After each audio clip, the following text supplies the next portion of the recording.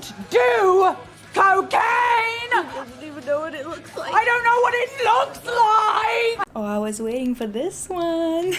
Listen, when I saw the trailer, I thought, interesting. But I didn't think that it was gonna give as much as it gave in terms of just delivering on the whole teen comedy. I whipped out my little fluffy pen because, first of all, Drea is using one of those in one of the classes, and second of all, it's kind of a little nod to my Clueless video and to Clueless in general, because Clueless is the movie that kind of inspired this one. Also, a bunch of other teen movies, obviously. Let's start with the fact that this is a very smart casting. So deliberate and at the same time kind of genius, to be honest. So basically we've got one girl from Riverdale, right? One girl from Stranger Things, a guy from Euphoria, another girl from 13 Reasons Why. Basically you got a whole cast of actors that are known for being in teen shows. This is great. This is amazing, honestly. Like, when you think about it, they collected everybody, at least one person from every big teen show in the past 4 years or so. This is great. This is such a great idea, honestly. Second of all, obviously the fashion. We're here to talk about the fashion because girly girls. Listen, I think this is a new classic. I think this is gonna go on the list of one of those movies that we look to for inspiration in terms of fashion. To me personally, I feel like obviously there are inspirations to like 90s and obviously there are inspirations to 60s, right? But I would say that to compare to Clueless, for example, I feel like this leans more towards 60s. Like, that movie is the difference. Took a lot of inspiration from the 60s, especially for Nora, right? I kind of knew that was gonna be good when I saw the posters. That's when I was like, okay,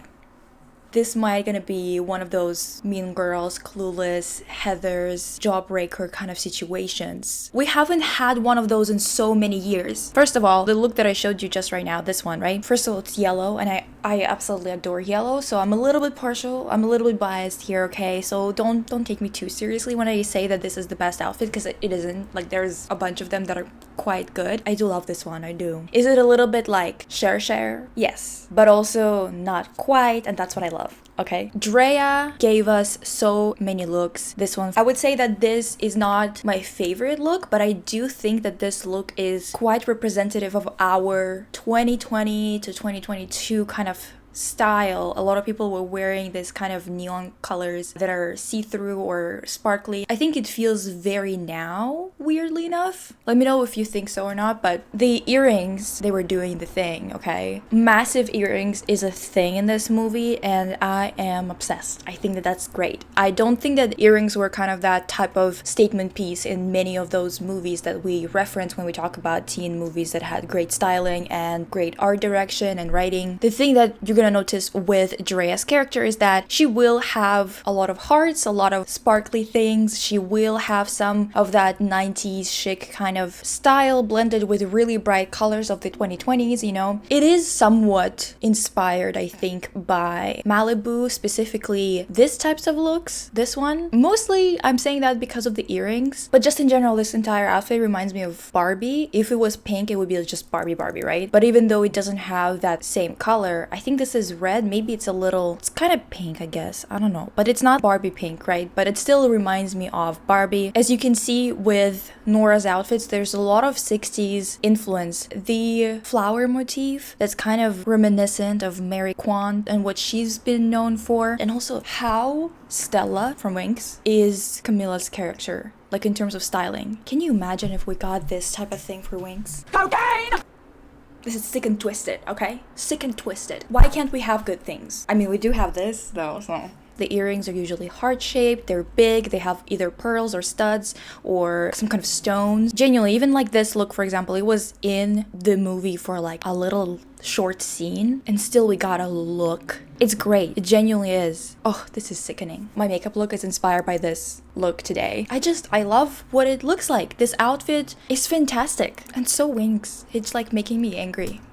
So much of that periwinkle kind of blue looks fantastic on Camilla, and just a really good signature color for this character. This top, I believe that, you know, this brand, I always see it on Instagram. I think it's Dyspnea. I don't know how to pronounce it properly. I remember that they had a lot of those like fluffy or see-through or sparkly kind of pieces. Just look at this outfit. Are you kidding me? The earrings. Oh, this is sick and twisted. I love it. I love it. I love it so much. Oh my god. I wanted to mention the end credits have this style. Doesn't it remind you of the opening of Clueless? I mean, closing too, but still. This is so teen comedy, but like in the best way possible. It doesn't feel gimmicky as much as it feels like an homage, and also even moments that are ridiculous and kind of cringy, they are genuine enough to the point where they become camp. Girl, this is good. Of course, I'm gonna give it time. I'm not gonna put it in the Hall of Fame yet. Time will tell if this is, that girl for us. I am willing to bet that it is. Let's wait and see if it has the longevity, but I have a feeling it does. Like, I'm so happy about this. You don't understand. This is so rare. It rarely happens. Like, we genuinely still reference things from Heathers. It was in 86? Or Clueless. What was it? 93, 96? One of those. Mean Girls, 2000, girl, I don't know, 2008? It happens very rarely. We have so many stupid ass movies with terrible art direction, terrible styling. Do you remember that He's All That version of She's All That? The one that's with Addison Rae? Girl, what was that? The styling was so bad, I wanted to cry. Like, I genuinely wanted to cry. What about Kissing Booth? What the hell was that? What the hell was that? Ugh, don't even start with me, okay? I know that this is the same stylist that styled after, okay? But stylists are not creative directors. They're not directors of the entire movie. They don't have the last word, okay? See, here we can see clearly that even though she styled this absolutely amazingly, after is boring. Anyway, I'm just so excited to witness this, to be there for it, because I think that the last one, which was like Mean Girls, right, with like iconic looks and whatever, I was quite young. I believe that I was maybe like 8 or 10 or something like that. I don't know. I was really young, so I didn't witness it in terms of being very in tune with what is good and bad styling or good and bad art direction and writing and other things like that. I wasn't there for that. Another thing I want to talk about is the uniform. They definitely really did a thing. Okay, so first of all, obviously they're all wearing the same jackets. I don't really feel anything about them, but I really like that this film has uniforms and they're highly stylized, because it doesn't feel so jarring as it does with some other movies where you kind of get really lame outfits, I guess, like when it's like not a public school, right, but a private one. You just get uniforms that are very boring to compare to this. This is obviously highly stylized. That rarely happens in schools, but this is not real. We can do whatever we want, and I appreciate them committing to it, okay? This is what you're supposed to be fucking doing. Not only do I like the palette, but I like the execution in terms of them trying to personalize the uniforms. Like whenever you had uniforms in school, I went to a bunch of schools, so some of them had uniforms, some of them didn't, and I remember that when we had uniforms, we had so many rules about what we were not allowed to do and other things like that, but we would still kind of break the rules and get in trouble a lot because we would want to make our uniform a little bit more unique. There would be some customization going on, either with socks or with accessories or whatever it is. Even though accessories were not allowed, you couldn't even paint your goddamn nails. I really like that. I think that they've done really well in that regard. I also want to talk about the main dude. What the hell is his name? It doesn't matter. I'm just gonna call him dude, okay? So just know that I'm talking about him, about this guy that's like in the middle, right? So he's the one that's from Euphoria, right? They really wrote this new age guy, this new age fuckboy really well. I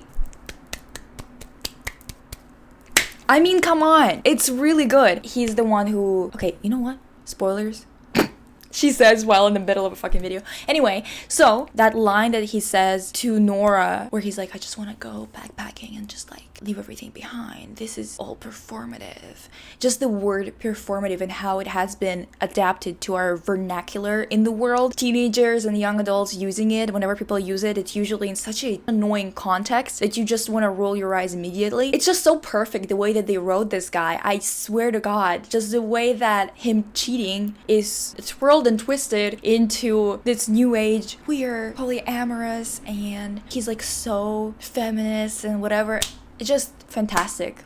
It's genuinely so good. Finally, a movie that doesn't use terminology wrong. The amount of times, I swear to God, the amount of times mansplaining or toxic masculinity is used wrong in TV shows and used in such a way that it's so cringy, I want to throw something at the TV like almost every fucking day. Because why do adults that write these shows don't know the definition of the words that they're using? It's not part of the story that the people who are using those words don't know the meaning. It's supposed to be like an own or something. Like it's supposed to be somehow a moment for the character that's like super cool or something like that, and it's always so fucking stupid because they always use terminology wrong. They start talking about like the female gaze or something. It's like, girl, pick up a visual arts book or something and read up on those terms, because I cannot be listening to this nonsense anymore. I've had enough, okay? I love the performance of this actor. He did really well. I did not even recognize him. That's how well he transformed from one role to another. Alana Morshed is the one that styled it. I don't know if I'm pronouncing the name right though. Let's talk about this last party look for both of the girls. Damn,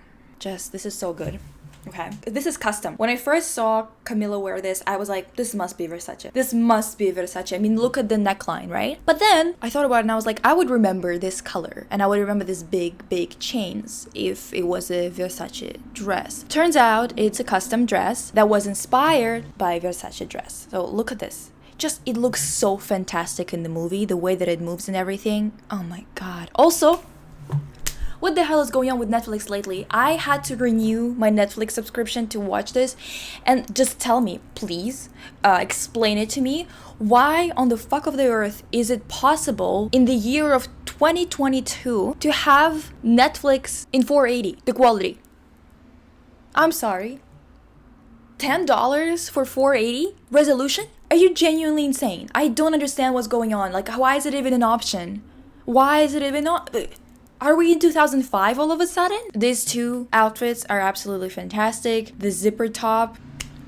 Yeah, I'm here for it. And I love the way that they look. These were great decisions in terms of styling. I think that the stylist knew that it was gonna be in the dark most of the time. At least like these outfits were gonna be under dim lights and whatever. So they went with really reflective pieces. You know, this 2-piece or 3-piece, I guess, that's orange, reflects a lot of light. And then another one that is a very sparkly green, like emerald jewel tone green dress. It's fantastic. When I saw Drea walk out at the party, I gasped. When I first saw the dress move when she was like talking to her or whatever, I gasped. It was so good. It's sick. It's sick. No, I've been waiting for this. Girly girls, I've been waiting for this because it's been a long time since we've been fed. The dress is inspired by this Versace dress from 1995 collection. Carla Bruni famously wore it, but I also have a picture of it worn by the model on the runway. The fabric, God, all the fabrics that Versace were using in the 90s, ugh, sick and twisted. I just love it so much. I do. I'm a sparkly shit bitch, and it speaks to me. It speaks to my soul, okay? Does it surprise you, considering that I'm obsessed with the glittery shit from Wings? No. You probably, when you were watching it, if you're not too familiar with those collections, you were still probably like, oh, think I've seen this neckline somewhere. And it might be because in 2020s, we have celebrities wearing this similar kind of low dip neckline. You were probably reminded of this dress that Dua wore. She kind of wears a lot of Mugler and Versace in general. I think those two are her favorites. Some of the Nora's looks, of this look, for example, you can't see as well here. I mean, you can. I think you can. You can see that flower that's totally Spice flower, or the 60s kind of hippie-ish look. It's not even hippie-ish. I would say that it's probably more associated with the mod look. Obviously Mary Quant. This is Quant at its best, I think, or at its most iconic, I would say. Also, Mary Quant has the same birthday as me. I mean, the day, not the year, obviously. And Quant is the one who is responsible. I mean, it's kind of debated a little bit, but she's kind of the one responsible for the miniskirt in the 60s. She is the one who introduced colored tights. Obviously, you can see in this image, most of Nora's outfits are obviously inspired by people like Twiggy. You know, I wish they drew some like lashes on the lower lash line too, but I guess it would be maybe a little bit too heavy-handed of a reference. I don't know, let me know what you think. Definitely the glasses, the shape of them, the patterns on her clothes, the palette. Even when both Drea and Nora are going for the same warm tone palette, they go for different tones, right? So even when they're wearing yellow, Nora is more likely to wear mustard yellow to compare to Drea, who's gonna wear like canary kind of yellow, you know? This is just fantastic. Sarah Michelle Gellar. Listen, I love her, first of all. Second of all, immediately reminds me of Cruel Intentions, of course.